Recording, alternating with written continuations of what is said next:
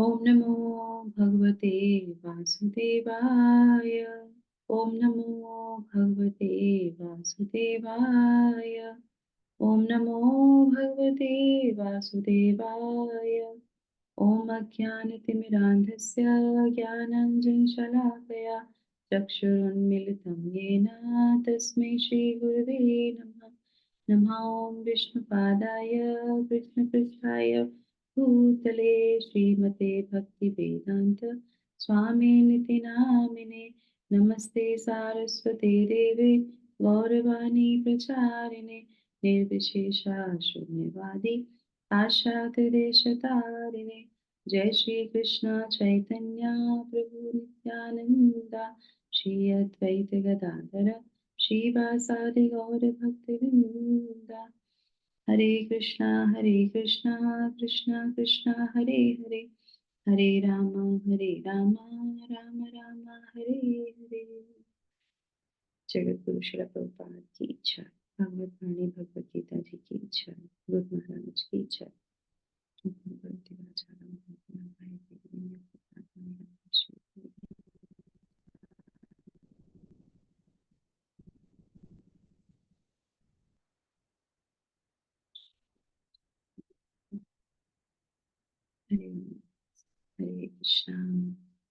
हरे कृष्णा सभी भक्तों का बहुत बहुत स्वागत। आपके चरणों में कोटि कोटि सादर प्रणाम। इस जो है पुरुषोत्तम मास में आज हमारा 18वां दिन, 19वां दिन, आज हमारा 19वां दिन पुरुषोत्तम मास का। भगवान की असीम कृपा कि वो हमें यज्ञ करने की शक्ति प्रदान कर रहे हैं, बुद्धि प्रदान कर रहे हैं, जिससे कि हम लोग जो है मन लगा के भगवान का नाम जप, भगवान की अर्चना वंदना और जो है भगवान की शिक्षाओं को पढ़ रहे हैं। तो आइए इसी के साथ हम लोग जो है आज के सत्र में प्रारंभ करते हैं। आज का श्लोक तो कल हम लोगों ने देखा था 18वें अध्याय में, बहुत इंपॉर्टेंट श्लोक 55वां श्लोक, जिसमें भगवान कहते हैं कि केवल मेरी ही भक्ति से तुम जो है भगवान के धाम जा सकते हो, है ना। भक्त्या माम भी जानती, भगवान को भी जान सकते हैं, भगवान के धाम भी जा सकते हैं। किससे? सिर्फ और सिर्फ भक्ति से। तो फिर अर्जुन के मन में आता है प्रश्न कि भगवान थोड़ा सा और बता दीजिए कि भक्ति में कर्म कौन कौन से होते हैं, कैसे किया जाता है ना। तो क्यों पूछ रहे हैं हम जैसे लोगों के लिए, याद दिलाने के लिए, कैसे कैसे कर सकते हो, क्या क्या कर सकते हो, और अगर नहीं करोगे तो क्या होगा। तो डूज भी पता होने चाहिए, डोज भी पता होने चाहिए कि नहीं करोगे तो क्या होगा। हाँ, तो हम ये सेक्शन को कंप्लीट करेंगे आज। 56, 57, 58, 59, हो सके तो 60 तक। हाँ, चलिए शुरू करते हैं। श्लोक संख्या 56। सर्वकर्माणपि यत् सर्वकर्माण्यपि सदा सर्वकर्माण्यपि सदा कुर्वाणो मद्व्यपाश्रयः कुर्वाणो मद्व्यपाश्रयः मत्प्रसादादवाप्नोति मत्प्रसादादवाप्नोति शाश्वतं पदमव्ययम्। शाश्वतं पदमव्ययम्। थैंक यू माता जी। तो यहाँ पे क्या बोल रहे हैं भगवान? मेरे शुद्ध भक्त, अब बता रहे हैं वो कैसे करते हैं ना। वो क्या करते हैं? मेरे शुद्ध भक्त मेरे संरक्षण में समस्त प्रकार के कार्यों में संलग्न रहकर भी मेरी कृपा से नित्य तथा अविनाशी धाम को प्राप्त होता है। तो यहाँ पे उनके कार्य बताते हैं और उसका रिजल्ट बताते हैं। तात्पर्य पढ़ लेंगे। हरे कृष्णा। हरे कृष्णा। जगतगुरु श्रील प्रभुपाद की जय। मध्य व्यापश्य शब्द का अर्थ है परमेश्वर के संरक्षण में। भौतिक कलमश से रहित होने के लिए शुद्ध भक्त परमेश्वर या उनके प्रतिनिधि स्वरूप गुरु के निर्देशन में कर्म करता है। उसके लिए समय की कोई सीमा नहीं है। वह सदा 24 घंटे 100% परमेश्वर के निर्देशन में कार्य में संलग्न रहता है। ऐसा भक्त पर जो कृष्ण भावना व्रत में रत रहता है, भगवान अत्यधिक दयालु होते हैं। वह समस्त कठिनाइयों के बावजूद अंत तो गत्वा दिव्य धाम या कृष्ण लोक को प्राप्त करता है। वहां उसका प्रवेश सुनिश्चित रहता है, इसमें कोई संशय नहीं है। उस परम धाम में कोई परिवर्तन नहीं होता। वहां प्रत्येक वस्तु शाश्वत, अविनश्वर तथा ज्ञान में होती है। हरे कृष्ण।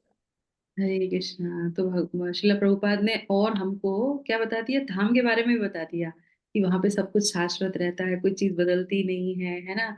और सब प्रत्येक वस्तु है वहां पे, अनिश्वर है, ज्ञान में सब कुछ अच्छा होता है, तो तुम्हें वहां पे जानना चाहिए, है ना। और सबसे सुंदर यहाँ पे क्या, मद व्यपाश्रय शब्द का अर्थ है परमेश्वर के संरक्षण में। तो अब आप मुझे बताइए संरक्षण का मतलब क्या है, कैसे रहेंगे भगवान के संरक्षण। माता जी भगवान की कस्टडी में। हाँ, कैसे रहेंगे कस्टडी में। ओके।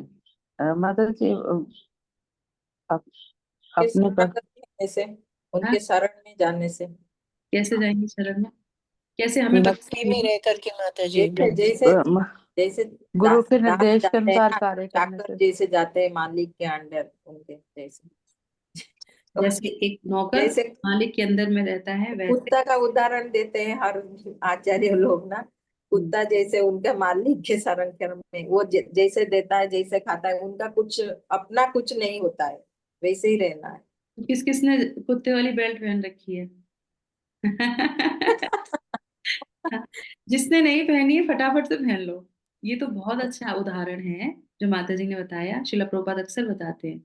और आचार्य हमारे क्या बोलते हैं, ये हमने कुत्ते की बेल्ट पहन रखी है, हम पालतू हो गए भगवान के। सही है ना, क्योंकि ये हमारी पहचान है। अच्छा नहीं है, सड़क पे कोई जाता है जिसकी बेल्ट नहीं होती तो उसको पकड़ लेते हैं ना, बेल्ट होती तो पता करते भाई किसका है, ले जाओ, नहीं तो हम पकड़ के ले जाएंगे। हम हमारे हिज होलीनेस गोपाल कृष्ण महाराज जी जो है बोलते थे कि माया से बचने का सिर्फ एक ही उपाय है कि तुम हमेशा सेवा में लगे रहो। अगर सेवा में नहीं लगोगे माया तुम्हें नहीं छोड़ेगी। इसी तरीके से ये जो जगत है सब कुछ अशाश्वत है और हम इसी की सेवा में लगे रहते हैं। हम नहीं, वो हमें छोड़ेगी ही नहीं, उसकी प्लानिंग ही ऐसी होती है। तो इसलिए हमें क्या करना चाहिए, जो संरक्षण है, संरक्षण का मतलब दूसरा ये भी होता है। आपने देखा होगा जैसे माता जी ने बताया कि कोई दास है, कोई वो है, तो वो उस कुत्ते को या कोई भी नौकर है, कोई भी है जो संरक्षण में, उसको अपने कमाने खाने की चिंता भी नहीं रहती है। वो कहते वो देंगे ना हमको खाने के लिए, सही है ना। हमको क्या टेंशन है, हमको तो कोई टेंशन नहीं है, सब कुछ है।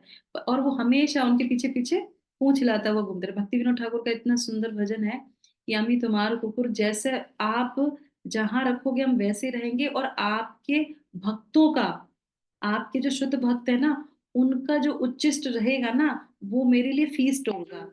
मैं उसको खा के आनंद में घूमूंगा, डोलूंगा, और वहीं आपके पीछे पीछे पीछे पीछे घूमता रहूंगा। तो ये है बिल्कुल निर्भरता की जो है कंडीशन। तो भक्ति विनोद ठाकुर के इतने सुंदर भजन है, कभी मौका मिले तो पढ़िए उसको, तो पता चलेगा कि निर्भरता ऐसे। तो यहाँ पे उसकी बात कर रहे हैं कि शुद्ध भक्त मेरे संरक्षण में रहते हैं, उन्हें किसी भी चीज की, परिव्राजक आचार्य पूरे जगह घूमते रहते हैं, उन्हें किसी की चिंता नहीं होती है, भगवान अपने आप सारी चीजें उनको उपलब्ध कराएंगे, वो सिर्फ भगवान का कार्य करते रहते हैं। और क्या है, समस्त प्रकार के कार्यों में संलग्न रहते हैं। यहाँ पे एक एक हमको और शिक्षा मिलती है कि जो भी हम कार्य करें, कार्य को छोड़ना नहीं है पहली बात, और जो भी कार्य करें उसमें भगवान का हमें ध्यान रखना है कि हम ये भगवान के लिए कर रहे हैं। तो फिर वो शुद्ध भक्ति की तरफ चला जाएगा। जो भी कुछ कर रहे हो, एनीथिंग, जो भी कुछ कर रहे हो, जैसे कि हम लोग नौकरी करने जाते हैं, तो जितने घंटे नौकरी करते हैं उतने घंटे सिर्फ वही काम करते हैं कि नहीं करते हैं। ऐसे ही जो व्यक्ति 24 घंटे जो भी काम करता है उसमें सिर्फ भगवान के प्लेजर के बारे में सोचता है, तो समझो वो शुद्धता की तरफ है। बस यही हमको यहाँ पे सिखाया जा रहा है। और इसको हम कैसे आचरण में ला सकते हैं, हमको भगवान के कुत्ता बनने का तो दूर की बात है, पहले अपने गुरु का कुत्ता बन जाओ। सही है ना। तो गुरु के मार्गदर्शन पे चलने से ही हमको भगवान की अवस्था पता चल पाएगी, नहीं तो नहीं चल पाएगी। आगे वाला पढ़ते हैं। चेतसा सर्वकर्माणि मयि सन्न्यस्य मत्परः चेतसा सर्वकर्माणि मयि सन्न्यस्य मत्परा। योगमुपाश्रित्य मच्चित्ता सततं भव। बुद्धि योगम उपाश्रित्य मत चित्ता सततं भव। यहाँ पे थैंक यू माता जी, यहाँ पे बताते हैं सारे कार्यों के लिए मुझ पर निर्भर रहो पूरी तरीके से, और मेरे संरक्षण में सदा कर्म करो। ऐसी भक्ति में मेरे प्रति पूर्णतः सचेत रहो। अब फिर से उन्होंने क्या बोला, संरक्षण में रहो। संरक्षण तो क्या मतलब है, पहले हम तात्पर्य पढ़ते हैं, उसके बाद फिर हम आगे बढ़ेंगे। यस। हरे कृष्णा माता जी। जब मनुष्य कृष्णा भावनामृत में कर्म करता है तो वह संसार के स्वामी के रूप में नहीं करता। उसे चाहिए कि वह सेवक की भांति परमेश्वर के निर्देश अनुसार कर्म करे। सेवक को स्वतंत्रता नहीं रहती, वह केवल अपने स्वामी के आदेश पर कार्य करता है। उस पर लाभ हानि का कोई प्रभाव नहीं पड़ता। वह भगवान के आदेश अनुसार अपने कर्तव्य का सच्चे दिल से पालन करता है। वह वह यह अब कोई यह तर्क दे सकता है कि अर्जुन कृष्ण के व्यक्तिगत निर्देश अनुसार कार्य कर रहा था, लेकिन जब कृष्ण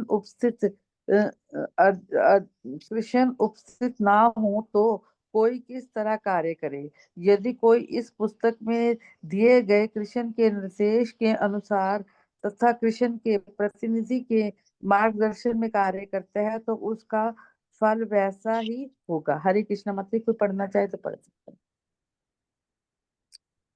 हरे कृष्णा। इस श्लोक में मत्पर शब्द अत्यंत महत्वपूर्ण है। यह सूचित करता है कि मनुष्य जीवन में कृष्ण को प्रसन्न करने के लिए कृष्ण भावना भावित होकर कार्य करने के अतिरिक्त अन्य कोई लक्ष्य नहीं होता।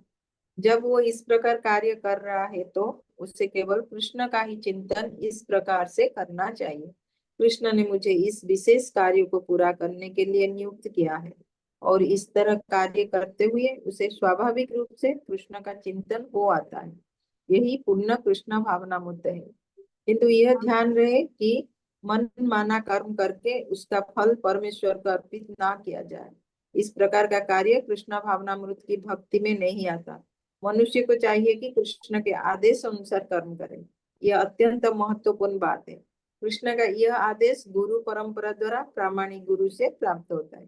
अतः गुरु के आदेश को जीवन का मूल कर्तव्य समझना चाहिए। यदि किसी को प्रामाणिक गुरु प्राप्त हो जाता है और वह निर्देश अनुसार कार्य करता है तो कृष्ण भावना में जीवन की सिद्धि सुनिश्चित है। थैंक यू माता जी। हरे कृष्ण। तो यहाँ पे बहुत सुंदर है, दो बातें बहुत इंपॉर्टेंट है यहाँ पे। हमने पहले भी जो सुना था कि जो है संरक्षण में रहना है ना, तो संरक्षण का एक और बहुत अच्छा हमारे जो है बताते हैं आचार्य कि संरक्षण का मतलब है जैसे आप किसी के संरक्षण में रहते हैं ना, कोई भी व्यक्ति संरक्षण में रहता है तो वो एक काम अवश्य करेगा। कौन सा?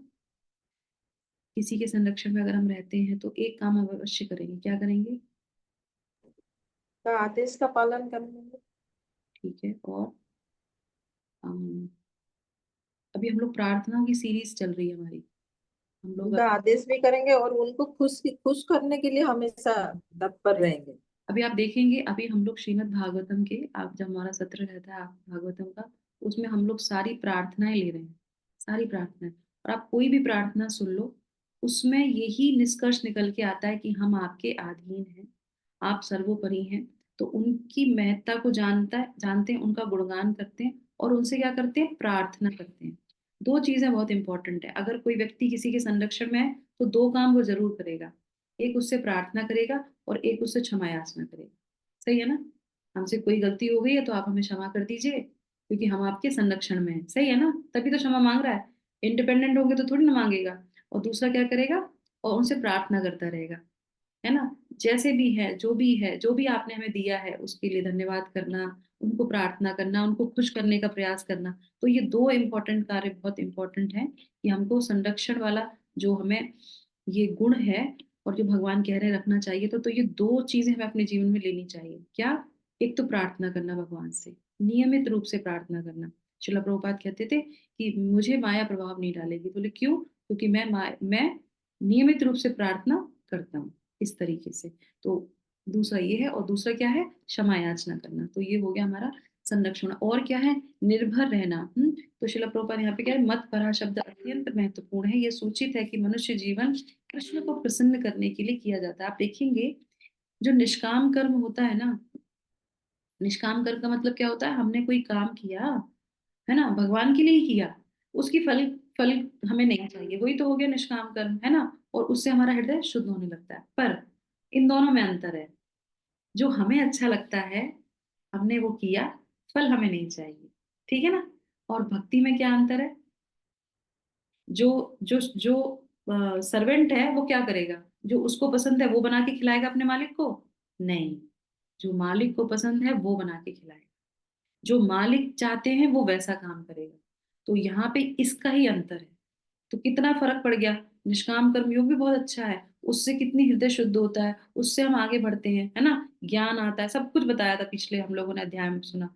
पर भक्ति में क्या बताते हैं कि ये अवस्था ऐसी है, जो हमको कृष्ण कहेंगे हम वो ही करेंगे, जहाँ बैठेंगे वहां बैठेंगे, जहाँ उठाएंगे वहां बैठेंगे। अब आप देखेंगे, हमारे कल ही मैं गुरु महाराज का लेक्चर सुन रही थी, तो गुरु महाराज उसमें बता रहे थे कि हम लोग जो है एक बार दर्शन के लिए जा रहे थे पूरे ग्रुप के साथ। तो एक गौरंग महाप्रभु के दर्शन किए, एक जगह जाके दूसरे किसी मठ पे जाना था, तो वहां पे विश्राम किया, मतलब दर्शन किए, और दर्शन करके हमने कहा जल्दी से वहां पे पहुंचते हैं, वहां पे जाके दूसरे दर्शन करेंगे। तो वहां के जितने भक्त थे उस आश्रम में, तो बोले कि आप बैठिए महाराज और यहाँ पे प्रसाद पाके जाइएगा, पूरा टाइम हो गया। बोले नहीं नहीं, हम जाके पहले दर्शन करेंगे। तो बोले कि आप यहाँ पे भगवान के दर्शन के लिए आए हैं, आपके भगवान ने ही हमको बोला है कि आप प्रसाद खा के जाइए। तो गुरु महाराज तुरंत बैठ गए और प्रसाद खाने लगे, और प्रसाद खा के फिर बोले कि जैसे भगवान की इच्छा हो वही करना चाहिए। तो भगवान ऐसा नहीं है कि साक्षात सामने आते हैं, भगवान हर तरीके से रूप में, किसी के भी रूप में आके हमको शिक्षा देते हैं। पर शर्त यही होनी चाहिए कि वो व्यक्ति बिल्कुल भगवान पे सरेंडर हो, तो भगवान आके उसको सारा ज्ञान, सारी जो है पथ प्रदर्शन सब कुछ करते हैं। और वो सबसे बड़े कौन होते हैं? हमारे गुरु।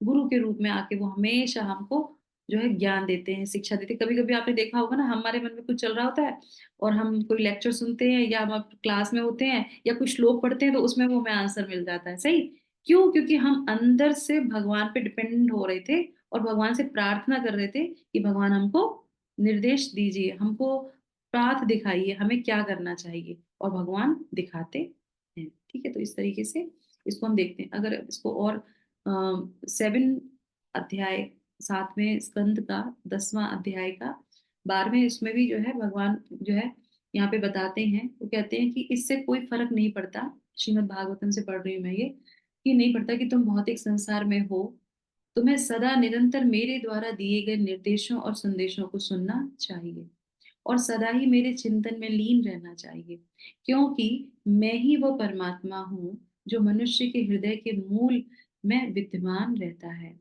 और कर्मों का फल त्याग कर मेरी उपासना करो। ठीक है, तो एक तरफ हो गया निष्काम कर्म योग जो करना है, और दूसरा हो गया हमेशा चिंतन करना भगवान का, उन पे हमेशा शरणागत रहना। तो भगवान हमको सारी बुद्धि, 10वें अध्याय के 10वें श्लोक में भगवान क्या कहते हैं?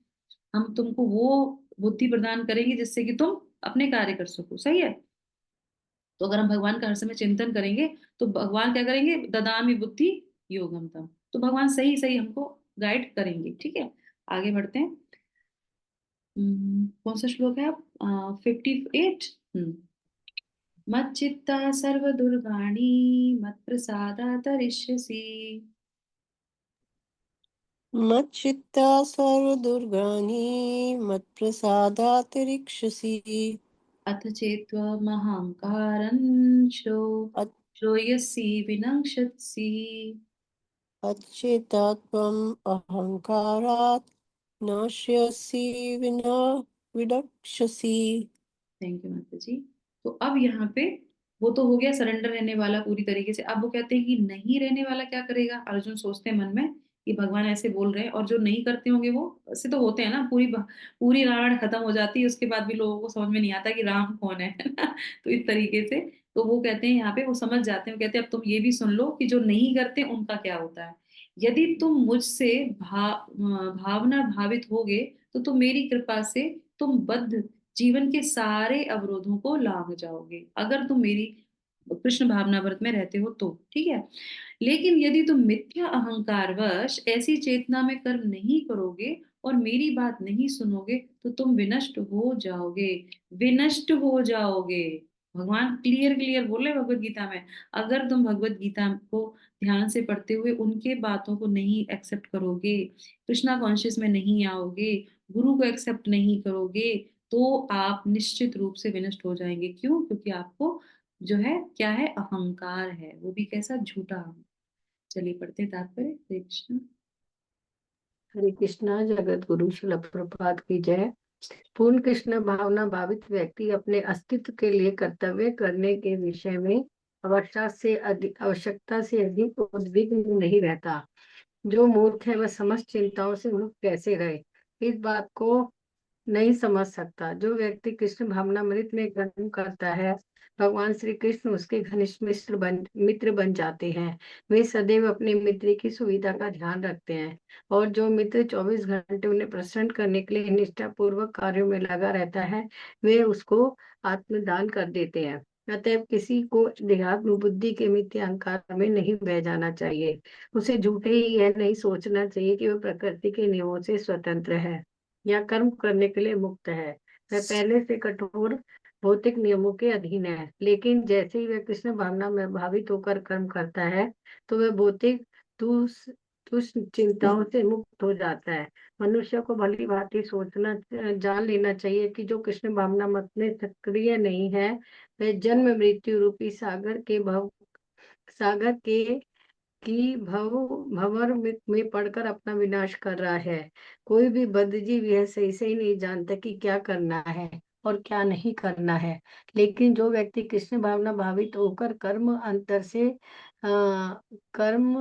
से करता है, वह कर्म करने के लिए मुक्त है, क्योंकि प्रत्येक किया हुआ कर्म कृष्ण द्वारा प्रेरित तथा गुरु द्वारा पुष्ट होता है। हरे कृष्ण, हरि बोल। जगत प्रभात। थैंक यू माता जी। हरे कृष्णा। तो यहाँ पे बोले अहंकार बस विनष्ट हो जाओगे, ठीक है। तो आप देखेंगे कि कोई व्यक्ति भगवान को जब सरेंडर नहीं करता है तो क्या है, वो पूरी तरीके से विनष्ट हो जाता है ना। और आपको यहाँ पे देखेंगे भगवान ऐसा बोल रहे हैं, तो इसमें तो कोई दोहराई वाली बात ही नहीं कि हम उसको बच सकते हैं ना। श्रीमद् भागवतम में भी बताते हैं बहुत सुंदर। हम जो है ब्रह्मा जी की प्रेयर्स पढ़ते हैं ना, जब 10वें स्कंद के 14वें अध्याय के 58 श्लोका, कोई माता जी खोल लीजिए उसको। उसका हम ट्रांसलेशन पढ़ सकते हैं। उसमें जो बता रहे हैं यहाँ पे कि वो जो है क्या बोलते हैं, किस तरीके से, कि भगवान किस तरीके से हमारी सहायता करते हैं इस भव सागर से बाहर निकलने के लिए। 10, 14, 58 किस तरीके से भगवान सहायता करते हैं, उनकी सहायता करते हैं जो भगवान के ऊपर निर्भर रहते हैं और भगवान के भावनामृत, कृष्ण भावनामृत में रहते हैं। और जो नहीं रहते हैं वहां पे, यहाँ पे साफ साफ हम लोग को पता चल गया कि कैसे वो जो है विनष्ट हो जाता है। ये तो समासिता, ये वही तो। यस यस, वही वही। उसका मीनिंग पढ़ लीजिए।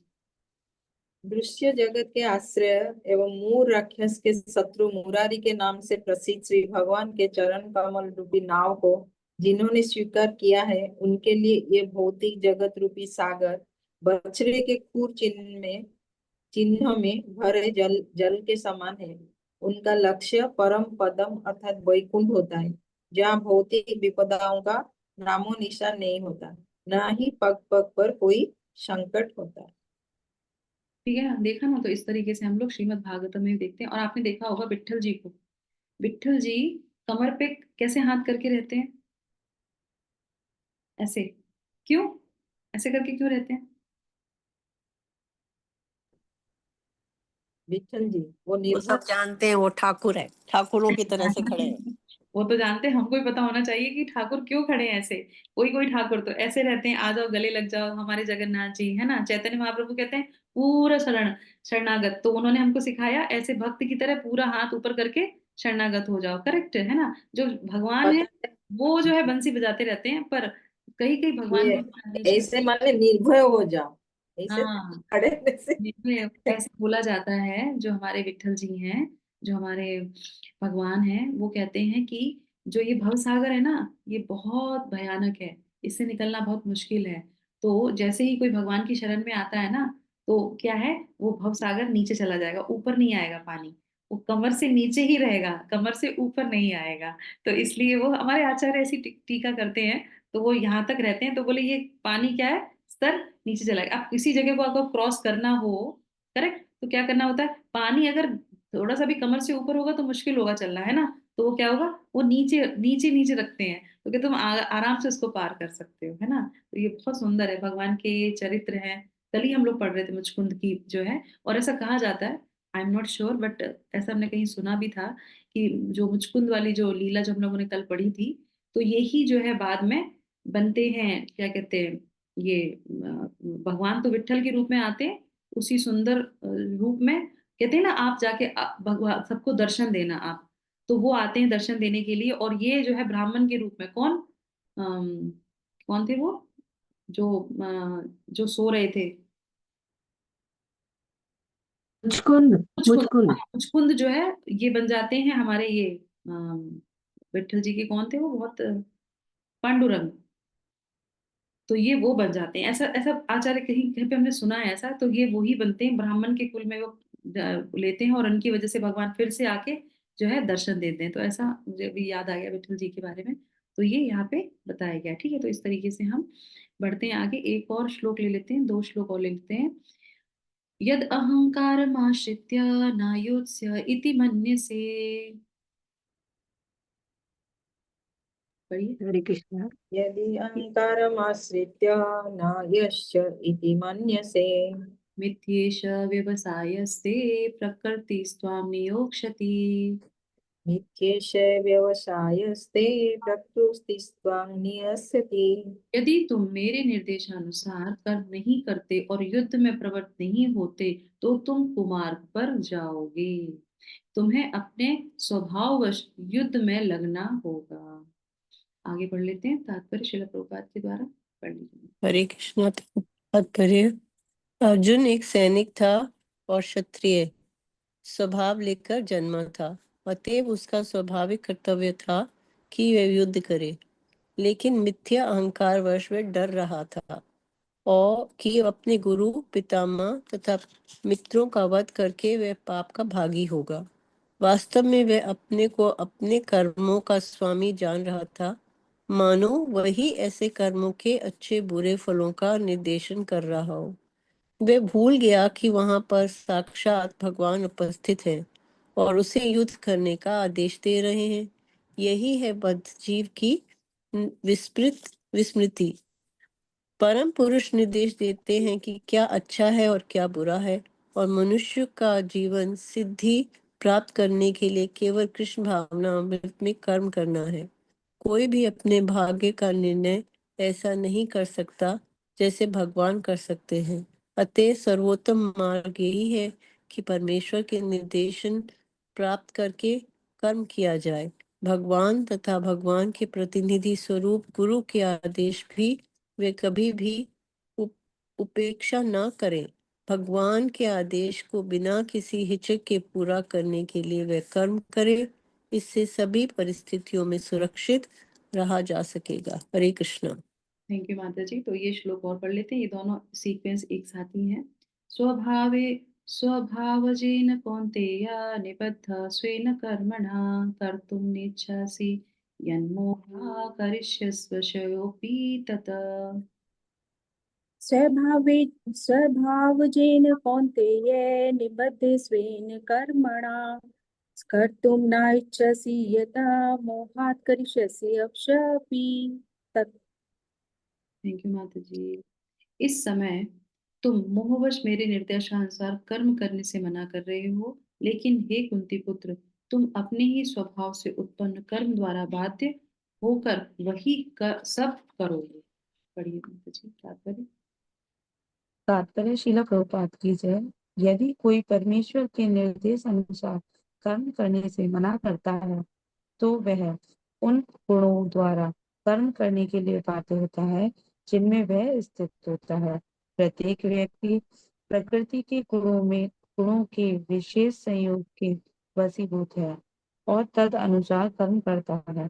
किंतु जो स्वेच्छा से परमेश्वर के निर्देशानुसार कार्यरत होता है, वह गौरवान्वित होता है। हरे कृष्ण। श्री कृष्ण। तो यहाँ पे बहुत इंपॉर्टेंट प्रैक्टिकल लेसन भगवान ने समझाया अर्जुन के माध्यम से हम सबको, कि तुम जो मेरे कहने से मना कर रहे हो ना, जैसे हम लोग नहीं करेंगे, तो तुम करोगे तो तुम वही, क्यों? क्योंकि तुम्हारा स्वभाव है। मेरे कहने से तुम युद्ध नहीं कर रहे हो, ठीक है, और अपने स्वभाव से तुम करोगे, क्यों? क्योंकि तुम क्षत्रिय हो। और जब तुम अपनी इच्छा से करोगे तो क्या होगा? तुमको फल मिलेगा, तुम बंधन में बंधोगे, मारने का तुमको बंधन लगेगा। पर मेरे कहने से अगर करोगे तो बंधन नहीं लगेगा। और आप ये मान लीजिए, ये इतनी प्रैक्टिकल चीज है हमारे लिए। हम कोई भी कार्य अपने जीवन में करते हैं, कुछ भी, एक्स वाई जेड कुछ भी, उसका हमको प्रतिफल मिलता ही मिलता है। अगर हम प्रसादम की जगह अगर नॉर्मल कुछ फूड खाते हैं ना तो उसका भी हमको लगता है, क्योंकि भगवान ने भगवद गीता में वो भी बोला है ना कि अगर तुम प्रसादम भोग बिना लगाए खाओगे तो तुमको उसका भी क्या मिलेगा, बंधन मिलेगा, तुम पाप खाते हो। और आप सोचिए हम लोग कितनी बार ऐसा होता होगा जो बिना प्रसाद का खा लेते होंगे, सही है ना, होता है कि नहीं होता है, क्योंकि हम लोग बद्ध हैं, कंडीशन है ना, हर जगह जाते हैं कहीं कुछ होता है, तो आप सोचिए कितना कॉन्शियस रहना जरूरी है, क्योंकि हर चीज का बंधन है, हर चीज का। इसीलिए भगवान दोबारा से ये चीज बोल रहे हैं, मेरे अनुसार अगर नहीं करोगे तो तुम तो करोगे ही करोगे। तो हमारे आचार्य बहुत अच्छी एक शिक्षा देते हैं, आप चाहो तो उसे नोट डाउन कर लो। हमको अपने जीवन में, जीवन तो छोड़ दीजिए, दिन का ही ले लीजिए, जीवन तो लंबा है, अगर जीवन में कोई नियम ले सकते हैं तो उससे अच्छी कोई बात ही नहीं है कि हमारे जीवन में हमने ये नियम ले लिया। तो सबसे पहले ध्यान रखना चाहिए कि हमें कृष्णा कॉन्शियस में आने से लिए क्या करना चाहिए। शिला प्रभुपाद ने कहा है नाम जप करना है, तो नाम जप हमारे जीवन का एक नियम ऐसा जो हमें कभी भी नहीं छोड़ना है। दूसरा 4 रेगुलेटिव्स हमको कभी भी जीवन में नहीं छोड़ने हैं। एकादशी हमको नहीं छोड़नी है, तुलसी जी की पूजा हमको नहीं छोड़नी है, भगवान की अर्चे विग्रह की सेवा हमको नहीं छोड़, ये तो ऐसे हैं कि मरने तक हमको करना ही करना है, सही है ना। और प्रसाद खाना, सही है ना। ये हो गया दूसरा, ये तो हो गया जीवन का, ये तो मुख्य है जो हमें करना ही चाहिए। नहीं करेंगे तो हमारा जीवन बिल्कुल जानवरों जैसा है। अगर हम गुरु को धारण नहीं करते, कृष्ण का नाम नहीं जप करते, तो बिल्कुल बेकार, क्योंकि ये हमारे कलयुग के धर्म ही यही है कि हमको ये अपनाना चाहिए। दूसरा, अगर अपने पूरे दिन का भी हम एक लिस्ट बना लें कि हमको सुबह ऐसे करना है, उसके बाद ये करना है, उसके बाद ये पढ़ना है, उसके बाद ये करना, जो बाद में जो बचेगा ना, उसमें हमारा जो धर्म के अनुसार जो हमारा कर्म है उसको हम उसमें कर लेंगे, सही है ना। तो वो जो आप घंटे बिताएंगे भगवान के लिए, उसके अनुसार आप देखिएगा धीरे धीरे धीरे करके सारी चीजें आपकी उसी के भावनामृत में रहेंगी ही रहेंगी। तो आप पूरा अपना उसका जो है एक नियम बना लीजिए कि हाँ इसने ये करना है, इसके बाद ये करना है, इसके बाद ये करना है, इसके बाद ये करना है, बस। उसमें आप देखेंगे सेंस ग्रेटिफिकेशन के लिए कौन सा है और कृष्ण की सेटिस्फेक्शन के लिए कौन सा। जब हम ये देख लेंगे ना तो धीरे धीरे धीरे धीरे हर एक पद पे हम आगे बढ़ने का प्रयास करेंगे।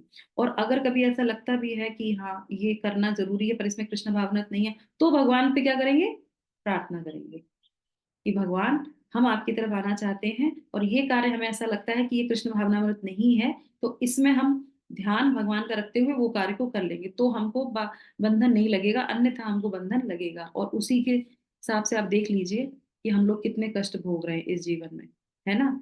हर तरीके से हमको कष्ट मिल रहा है, क्यों मिल रहा है, क्योंकि हम लोग पिछले जन्म में भी ऐसा ही किया था, तो इस जन्म में हमको ऐसी त्रुटि नहीं करनी चाहिए। इस रूप से हम ये नियमित रूप से ये हमको ध्यान रखना ही रखना चाहिए, ठीक है। तो हमको क्या होगा, धीरे धीरे अपनी इंद्रियों को कंट्रोल में करेंगे। इंद्रियों को कंट्रोल में करने से क्या होगा, हमारा जो कार्य है वो रेगुलेट हो जाएगा। रेगुलेट होने से क्या होगा, हमारा मन रेगुलेट होगा, और जब हमारा मन रेगुलेट होगा तो उसी मन से हम भगवान का चिंतन कर सकते हैं हमेशा, नहीं तो नहीं कर सकते। तो पहले इंद्रियों को धीरे धीरे कंट्रोल करना है। जिह्वा को जैसे जैसे जो भी लगता है आपको ये खराब है, उसको धीरे धीरे कंट्रोल करने का प्रयास हमको करना चाहिए, हम सबको मिलकर। तो इसी के साथ हम यहाँ पे इसको विराम करते हैं। अगले सेक्शन में कल हम प्रवेश करेंगे एक नई शिक्षाओं के साथ। जगत गुरु शिला प्रभुपाद की जय, भगवत मानी भगवत गीता जी की जय। हरिओम तत्सत। Thank you so much.